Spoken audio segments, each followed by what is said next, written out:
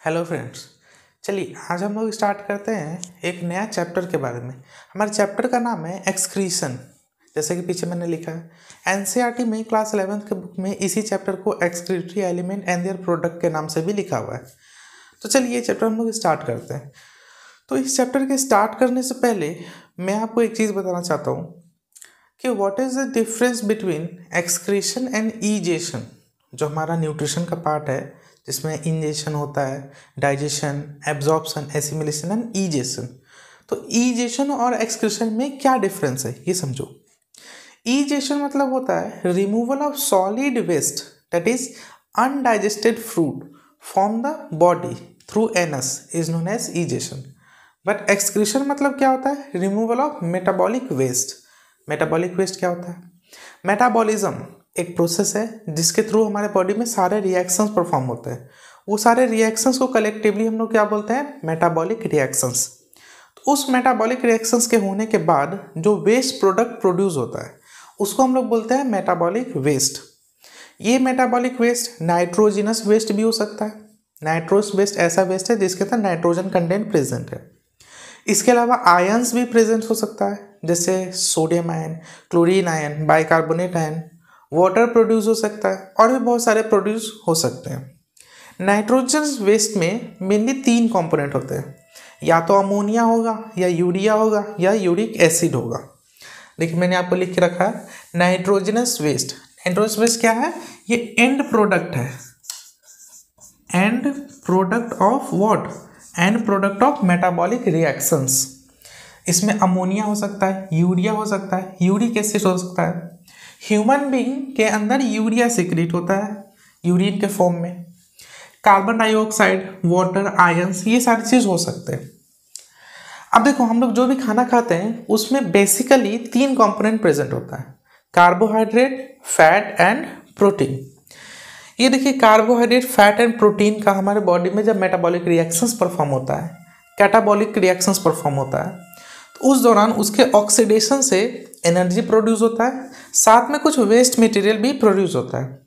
जैसे आप देखेंगे तीनों के केस में CO2 प्रोड्यूस हो रहा है, इसलिए हम लोग CO2 को यूनिवर्सल वेस्ट भी बोलते हैं क्योंकि देखिए सभी में ये प्रोड्यूस हो रहा है। फिर इसको क्या होता है? इसको लंग्स के द्वारा हमारे बॉडी से आउट कर दिया जाता है। जो हम लोग इनहेलेशन एंड एक्सहेलेशन प्रोसेस करते हैं तो एक्सहेलेशन में यही CO2 को हम लोग बॉडी से बाहर भेज देते हैं। फिर वाटर देखिए सभी में वाटर भी प्रेजेंट है, तो इस वाटर को हम लोग मेटाबॉलिक वाटर भी बोलते हैं क्योंकि मेटाबॉलिक रिएक्शंस के दौरान ये प्रोड्यूस हुआ है, तो मेटाबॉलिक वाटर भी बोलते हैं। फिर प्रोटीन के केस में देखिए यहाँ पर अमोनिया का प्रोडक्शन हो रहा है। NH3 मीन्स अमोनिया, यही है हमारा अमोनिया। अमोनिया का प्रोडक्शन हो रहा है जो कि एक नाइट्रोजनस वेस्ट है क्योंकि इसमें नाइट्रोजन प्रेजेंट है। ठीक है, अब ये क्या है? देखो ये आया न्यूट्रिशन, जो भी हम लोग खाना खाएं वो न्यूट्रिशन आया। फिर न्यूट्रिशन कहाँ जाएगा? सेल में जाएगा रिएक्शंस परफॉर्म होने के लिए। सेल में जाने के बाद यहाँ पर मेटाबॉलिक रिएक्शंस परफॉर्म होगा, एनर्जी का प्रोडक्शन होगा। उसके बाद जो वेस्ट मटेरियल प्रोड्यूस हो जाएगा वो वापस से यहीं पे आ जाएगा मेटाबॉलिक वेस्ट के फॉर्म में। फिर मेटाबॉलिक वेस्ट कहाँ जाएगा? किडनी में जाएगा। ये क्या है? किडनी है। किडनी क्या करेगा? इस मेटाबॉलिक वेस्ट को फिल्टर करेगा, जो काम का चीज़ होगा वो बॉडी में वापस से रीएब्जॉर्ब हो जाएगा और बचा हुआ जो चीज़ है वेस्ट मटेरियल वो यूरेटर के थ्रू बॉडी से एक्सक्रीट आउट हो जाएगा। ह्यूमन का बात करें तो देखिए ह्यूमन में क्या होता है? किडनी फिल्टर यूरिया, यहाँ से जो भी यूरिया आया उसको फिल्टर किया गया and excrete it out in urine. Urine के फॉर्म में उसी यूरिया को बॉडी से एक्सक्रीट आउट कर दिया जाता है। अब ये तो बेसिक चीज़ हुआ, हम लोग धीरे धीरे करके इसको डिटेल्स में समझते जाएंगे। चलिए हम लोग नेक्स्ट टॉपिक के ऊपर चलिए तो अब हम लोग नेक्स्ट टॉपिक के ऊपर चलते हैं। ये देखिए नेक्स्ट टॉपिक हमारा क्या है? होम्योस्टैसिस। होम्योस्टैसिस क्या होता है ये समझो। होम्योस्टैसिस एक ऐसा कंडीशन है या फिर एक ऐसा प्रोसेस है जिसके थ्रू किसी भी बॉडी के अंदर एक इंटरनल कांस्टेंट इन्वायरमेंट क्रिएट रहता है। ये कांस्टेंट इन्वायरमेंट टेम्परेचर हो सकता है, pH हो सकता है, जो कि सराउंडिंग मीडियम पर डिपेंड नहीं करेगा। सराउंडिंग मीडियम का इन्वायरमेंट किसी भी तरह से चेंज हो सकता है, उसके कंपैरिजन में इंटरनल इन्वायरमेंट क्या होता है? कांस्टेंट होता है। इसी चीज़ को मेंटेन करके रखने वाले प्रोसेस को हम लोग बोलते हैं होम्योस्टेसिस। देखिए एक साइंटिस्ट का नाम लिखा हुआ है क्लॉड बर्नार्ड, जिनको हम लोग father of modern experimental physiology भी बोलते हैं, जो कि एक ब्रिटिश फिजियोलॉजिस्ट हैं। उन्होंने सबसे पहली बार ये रियलाइज़ किया था कि होम्योस्टेसिस मेंटेन करना कितना इम्पॉर्टेंट है किसी भी ऑर्गेनिज्म के बॉडी के अंदर। तो होम्योस्टेसिस जो है एक इम्पॉर्टेंट प्रोसेस है। ऑस्मो रेगुलेशन क्या होता है? ऑस्मो रेगुलेशन समझने से पहले आप ये समझो ऑस्मोलैरिटी क्या होता है। ऑस्मोलैरिटी एक तरह का कॉन्सेंट्रेशन टर्म है जो कि सॉल्यूशन में प्रेजेंट सॉल्यूट के पार्टिकल्स को डिनोट करता है। अब ये सॉल्यूट का पार्टिकल्स हमारे बॉडी में सॉल्ट हो सकता है। तो यानी कि ऑस्मो रेगुलेशन मतलब क्या होता है? ऑस्मोलैरिटी को मेंटेन करना, यानी कि सॉल्ट एंड वाटर बैलेंस को मेंटेन करके रखना एक स्टेडी स्टेट में किसी भी ऑर्गेनिज्म के बॉडी के अंदर। इसी प्रोसेस को हम लोग बोलते हैं ऑस्मो रेगुलेशन। अब ऑस्मो रेगुलेशन के अंदर दो प्रोसेस आ जाता है, एक आता है ऑस्मो कन्फर्मर और एक आता है ऑस्मो रेगुलेटर। ये ऑर्गेनिज्म है, कुछ ऑर्गेनिज्म ऑस्मो कन्फर्मर होते हैं, कुछ ऑर्गेनिज्म ऑस्मो रेगुलेटर होते हैं। देखो एग्जाम्पल भी दिया हुआ है कि ऑस्मो कन्फर्मर जो है वो मेनली इनवर्टिब्रेट होता है और ऑस्मो रेगुलेटर जो है वो मेनली वर्टिब्रेट होता है। तो वर्टिब्रेट ऐसा ऑर्गेनिज्म है जिसके पास वर्टिब्रल कॉलम प्रेजेंट होगा और इनवर्टिब्रेट ऐसा ऑर्गेनिज्म है जिसके पास वर्टिब्रल कॉलम एब्सेंट होगा। तो ऑस्मो कन्फर्मर ऐसे ऑर्गेनिज्म है जो कि अपने बॉडी के अंदर ऑस्मोलैरिटी को मेंटेन नहीं रख पाते हैं।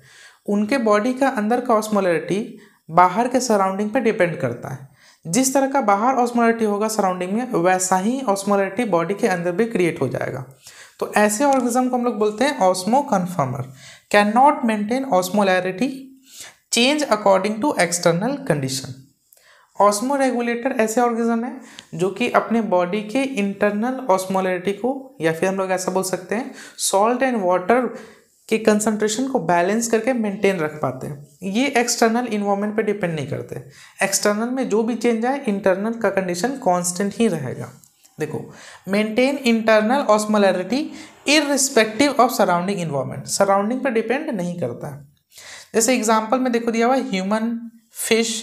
तो ह्यूमन और फिश का एक डाटा है कि दोनों के अंदर का इंटरनल ऑस्मोलैरिटी के वैल्यू क्या होता है, 300 मिली ऑस्मोल पर लीटर।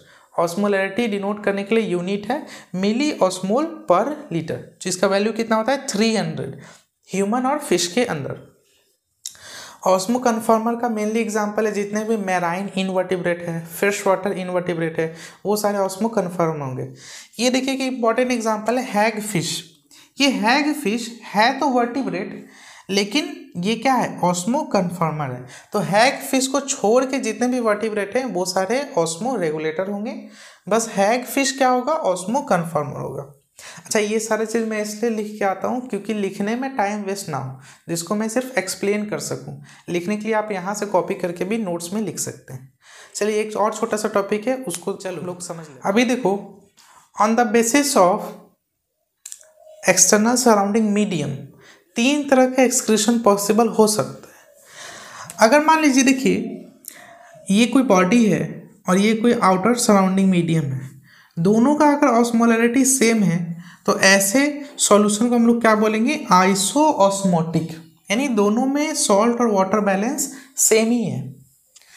अब ये देखो क्या है, ये क्या लिखा हुआ है, सॉल्ट पानी खींचेगा, या फिर इसको हम लोग ऐसे भी बोल सकते हैं वाटर फॉलोज सॉल्ट, यानी कि जहाँ पर सॉल्ट ज़्यादा होगा पानी उधर ही जाएगा। नेक्स्ट देखो, ये 2 कंडीशन है। ये फिश है, फिश का इंटरनल ऑस्मोलैरिटी कितना होता है 300, जो अभी हम लोग ने पढ़ा। अब ये फिश अगर फ्रेश वाटर में है और यही फिश अगर मेराइन वाटर में है तो क्या कंडीशंस बनता है ये समझो। फ्रेश वाटर में सॉल्ट कंसंट्रेशन कम होता है, तो अगर फिश का 300 है तो हम लोग ने मान लिया कि फ्रेश वाटर का सॉल्ट कंसंट्रेशन 50 मिली ऑस्मोल पर लीटर है। तो ऐसे सॉल्यूशन को हम लोग क्या बोलेंगे, हाइपो ऑस्मोटिक। हाइपो अगर ऑस्मोलैरिटी कम हो, हाइपर अगर ऑस्मोलैरिटी ज़्यादा हो। तो अगर हाइपो ऑस्मोटिक कंडीशन में अगर फिश को रखा जाए तो देखिए क्या होगा, अंदर सॉल्ट ज़्यादा है, बाहर सॉल्ट कम है, तो पानी जो है वो सॉल्ट को फॉलो करेगा, यानी वाटर वहीं जाएगा जहाँ पर सॉल्ट ज़्यादा हो। तो इस केस में वाटर कहाँ जाएगा, फिश के अंदर जाएगा। देखो फिश के अंदर वाटर जा रहा है, तो जब वाटर फिश के अंदर जाएगा तो जब फिश एक्सक्रीट करेगी तो उस केस में डाइल्यूट यूरिन होगा, क्योंकि वाटर अंदर ज़्यादा है। तो वाटर का कंसंट्रेशन जब फिश के अंदर ज़्यादा हो जाएगा तो जो यूरिन पास होगा वो काफ़ी डाइल्यूटेड होगा। ऐसा क्यों? To maintain osmolarity, internal osmolarity को मेंटेन करने के लिए फिश को डाइल्यूट यूरिन एक्सक्रीट करना पड़ेगा। तो इस केस में देखिए क्या हो रहा है, वाटर का लॉस हो रहा है in the form of urine. अब देखो, अगर मान लो इसी फिश को अगर हम लोग मैराइन वाटर में रख दें, समुद्र के पानी में रख दें, वहाँ पर नमक ज़्यादा होगा, सॉल्ट कंसंट्रेशन ज़्यादा होगा। तो हम लोग ने मान लिया कि 1000 है ऑस्मोलैरिटी उस वाटर का, मैराइन वाटर का 1000 है। तो ये क्या हो जाएगा, हाइपर ऑस्मोटिक। इस केस में देखो क्या होगा, बाहर में सॉल्ट ज़्यादा है as compare to internal environment, तो वाटर कहाँ जाएगा, अंदर से बाहर की तरफ, यानी कि फिश से वाटर रिलीज होगा। तो देखो क्या लिखा हुआ है, loose water gain salt, salt को गेन करेगा, वाटर को लूज करेगा। तो वही जो सॉल्ट गेन किया है, तो अंडर ऑस्मोलैरिटी मेंटेन करने के लिए फिश को वापस से वो सॉल्ट को किसी न किसी तरह से बॉडी के बाहर भेजना पड़ेगा, ताकि इंटरनल ऑस्मोलैरिटी 300 मेंटेन हो सके। तो इस केस में क्या होगा, excrete salt out from gills, fish क्या करेगी, अपने गिल्स में से सॉल्ट को एक्सक्रीट कर देगी, वापस से वाटर में भेज देगी। तो इस तरह से एक्सक्रीशन प्रोसेस चलता है। तो यहाँ पर देखिए क्या हो रहा है, लूज सॉल्ट, यहाँ पर सॉल्ट लॉस हो रहा है, यहाँ पर वाटर लॉस हो रहा है। तो ये कंडीशंस है जब एक फिश को आइसोस्मोलैरिटी, हाइपोस्मोलैरिटी और हाइपर ऑस्मोलैरिटिक कंडीशन में रखा जाए। तो चलिए नेक्स्ट एक प्रोसेस है यूरिया साइकिल, उसको हम चलिए देख लेते हैं। तो अब हम लोग नेक्स्ट जान लेते हैं यूरिया साइकिल के बारे में। यूरिया साइकिल क्या होता है, जिसको हम लोग क्रेब हैंसलेट साइकिल भी बोलते हैं। एक्चुअली ये दो साइंटिस्ट हैं, क्रेब एंड हैंसलेट, उन्हीं के नाम पे ये हो गया क्रेब हैंसलेट साइकिल, और इसी को हम लोग ऑर्निथिन साइकिल भी बोलते हैं। देखो इसमें क्या होता है समझो। सबसे पहले जो भी हम लोग प्रोटीन खाए हैं वो डाइजेशन होकर के स्टमक में डाइजेशन हुआ उसका, फिर वो स्मॉल इंटेस्टाइन में गया। स्मॉल इंटेस्टाइन में उस प्रोटीन से क्या प्रोड्यूस हुआ, अमाइनो एसिड प्रोड्यूस हुआ। फिर हेपेटिक पोर्टल सिस्टम में, हेपेटिक पोर्टल वेन के थ्रू ये अमाइनो एसिड कहाँ चला गया, लीवर में चला गया। देखो लीवर में जाने के बाद अमाइनो एसिड कन्वर्ट हो गया अमोनिया में, कुछ केमिकल रिएक्शंस हुआ और ये अमाइनो एसिड अमोनिया में कन्वर्ट हो गया। फिर ये अमोनिया जो है काफ़ी ज़्यादा टॉक्सिक होता है, तो वापस से इसको कन्वर्ट कर दिया जाता है यूरिया में। ये जो अमाइनो एसिड से यूरिया में कन्वर्ट हुआ है, इसी प्रोसेस को हम लोग बोलते हैं यूरिया साइकिल या फिर ऑर्निथिन साइकिल। इसके बाद देखो ये यूरिया जो है एक हेपेटिक वेन के थ्रू कहाँ चला गया, हार्ट में चला गया। ये हार्ट का डायग्राम है, right atria, right ventricle, left atria, left ventricle.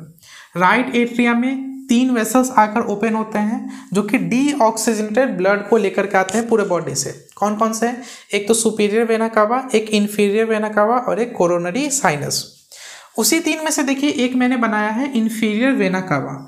ये यूरिया हेपेटिक वेन के थ्रू इसी इंफीरियर वेना कावा में आकर ओपन हो जाता है और उसके थ्रू वो चला जाता है राइट एट्रिया में। फिर सारा प्रोसेस होने के बाद लेफ्ट वेंट्रिकल से एओर्टा के थ्रू वो ब्लड बाहर आ जाता है जिसमें यूरिया कंटेंट है। फिर एओर्टा का काफ़ी स्मॉल वेसल बन जाता है जिसको हम लोग बोलते हैं रीनल आर्टरी, जो किडनी में जाकर ओपन होता है। फिर रीनल आर्टरी क्या करेगा, ये ब्लड को लेकर के आएगा किडनी में जिसमें यूरिया प्रेजेंट है। किडनी क्या करेगा, उस यूरिया को फिल्टर करेगा और उसको यूरिन में कन्वर्ट कर देगा। और उसके बाद यहाँ से जो रीनल वेन निकल रहा है, फिर ये रीनल वेन जो है वो पूरे बॉडी में इस तरह से डीऑक्सीजनेटेड ब्लड को लेकर के जाएगा। तो देखो क्या हो रहा है यहाँ पर, स्टमक में से अमाइनो एसिड आया, हेपेटिक पोर्टल वेन के थ्रू अमाइनो एसिड गया लीवर में, यूरिया में कन्वर्ट हुआ। इस प्रोसेस को हम लोग बोलेंगे यूरिया साइकिल। फिर ये यूरिया हेपेटिक वेन के through inferior vena cava heart में गया, हार्ट उसमें क्या किया, लंग्स में जाकर ऑक्सीजन ऐड हुआ और वापस से ऑक्सीजनेटेड ब्लड एओर्टा के थ्रू बॉडी में चला गया। फिर किडनी का आर्टरी जो है जिसको हम लोग रीनल आर्टरी बोलते हैं, उसमें वही ब्लड जाएगा, किडनी उसको फिल्टर करके यूरिन में कन्वर्ट कर देगा और रीनल वेन के थ्रू डीऑक्सीजनेटेड ब्लड जो है वो वापस से चला जाएगा। देखो यहाँ पर 2 क्वेश्चंस है। एक क्वेश्चन है maximum urea concentration and minimum urea concentration. यहाँ पर आपको बहुत सारा ब्लड वेसल्स दिख रहा होगा, hepatic portal vein, hepatic when, aorta, inferior vena cava, renal artery, renal vein, ये सभी में से सबसे ज़्यादा यूरिया का कंसंट्रेशन किस में होगा? तो वहाँ पर होगा जहाँ यूरिया प्रोड्यूस हुआ है। तो सबसे ज़्यादा यूरिया कंसंट्रेशन किस में होगा? हेपेटिक वेन में होगा। ठीक है। और सबसे कम मिनिमम यूरिया कंसंट्रेशन कहाँ पे होगा? रीनल वेन में, क्योंकि जो भी यूरिया रीनल आर्टरी लेकर आया, किडनी उसको यूरिन में कन्वर्ट कर दिया। अब रीनल वेन में यूरिया का काफ़ी कम कंसंट्रेशन प्रेजेंट है, तो मिनिमम कंसंट्रेशन कहाँ हो जाएगा? रीनल वेन में हो जाएगा। ठीक है, ये दोनों क्वेश्चंस काफ़ी इंपॉर्टेंट होते हैं, हमेशा पूछे जाते हैं। तो ये था हमारा यूरिया साइकिल। चलिए आज के लेक्चर को हम लोग यहीं फिनिश करते हैं। नेक्स्ट लेक्चर में हम लोग पढ़ेंगे अमोनिया, यानी जो भी हमारा नाइट्रोजनस वेस्ट था वो किस किस ऑर्गेनिज्म में होता है, तीनों में क्या डिफरेंसेस है, ये सारा चीज़ पढ़ेंगे। ठीक है, तो हम लोग नेक्स्ट लेक्चर में मिलते हैं। जो भी डाउट हो आपका वो कमेंट बॉक्स में लिख दीजिएगा। Thank you.